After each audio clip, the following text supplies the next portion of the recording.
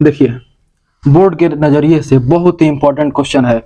के किस मान के लिए समीकरण 3x माइनस वाई प्लस 8 बराबर 0 और 6x माइनस के वाई बराबर माइनस 16 समपाती रेखाएं निरूपित करते हैं। समपाती रेखाएं, तो समपाती रेखाएं का कंडीशन होता है बाबू a1 by a2 equal to b1 by b2 is equal to c1 by c2। ये तीनों बराबर होगा तो a1 by a2 b1 by b2 c1 by c2 तीनों का मान यदि बराबर हुआ तो समपाती रेखाएं होंगे। अब यहाँ से जो दिया गया रेखा युग्म है पहला 3x माइनस वाई प्लस 8 बराबर 0 तथा 6x माइनस के वाई इजकल टू माइनस 16, या इसको ऐसे भी लिख सकते हैं माइनस 16 इधर आएगा तो प्लस का 16 बराबर 0।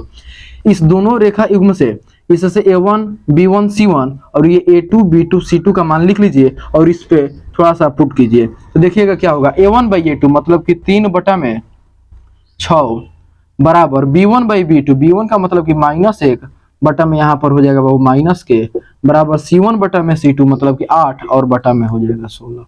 यहाँ से थोड़ा ध्यान दीजिएगा जरा कि 3/6 तो हो जाएगा आपका 1 बटा में 2 बराबर माइनस से माइनस कैंसिल होगा यहाँ पर 1 बटा में के बराबर 8 दूनी 16 1 बटा में 2।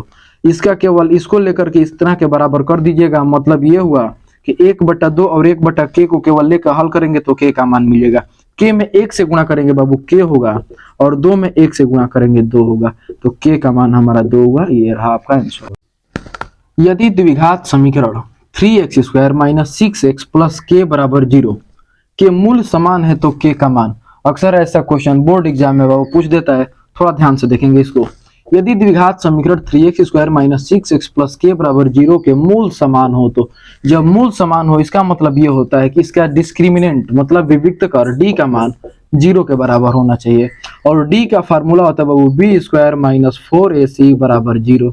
यहाँ से आप देखेंगे b स्क्वायर माइनस 4ac मतलब a b c का मान निकालेंगे। थोड़ा सा ध्यान दीजिएगा, आपका समीकरण है बाबू 3x square minus 6x plus के बराबर 0। यहाँ से a b c का मान निकालेंगे ax square plus bx plus c बराबर 0 से तुलना करने पर।